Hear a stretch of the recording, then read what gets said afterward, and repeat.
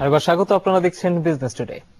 তথ্য প্রযুক্তি খাতে বিদেশি বিনিয়োগ আকৃষ্ট ও আরো কর্মসংস্থানের সুযোগ তৈরি করতে চায় সরকার, তাই এই খাতের অগ্রগতি ও সম্ভাবনা বিশ্ববাজারে তুলে ধরা হবে। এর অংশ হিসেবে জাতিসংঘের world summit on the information society Oasis 2015 অ্যাওয়ার্ডের জন্য ভোট ক্যাম্পেইন করবে সরকারের তথ্য প্রযুক্তি বিভাগ।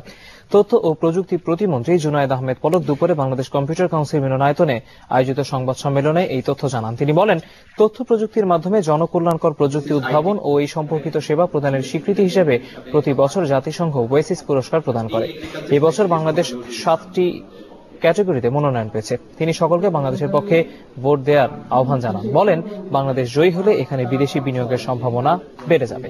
এছাড়াও 2018 সালের মধ্যে তথ্য প্রযুক্তি খাতে রফতানি আয় $1 বিলিয়ন অর্জনে সহায়ক হবে বলে জানান প্রতিমন্ত্রী।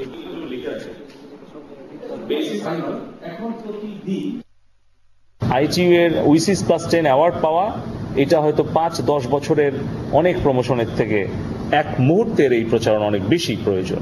সেই জন্যই আমি বলবো যে আজকে আমাদের গতবারের সাফল্য, একটা প্রজেক্ট নমিনেশন পাওয়া এবং একটাই অ্যাওয়ার্ড পাওয়া। এইবার 7টা নমিনেশন আমরা পেয়েছি, কিন্তু শুধু নমিনেশন অথবা এই প্রজেক্টের যে সফলতা এবং কার্যকারিতা, এর বাইরেও সবচেয়ে বেশি প্রয়োজন ভোট। গৃহকর্মীদের অধিকার রক্ষায় মানসিকতার পরিবর্তন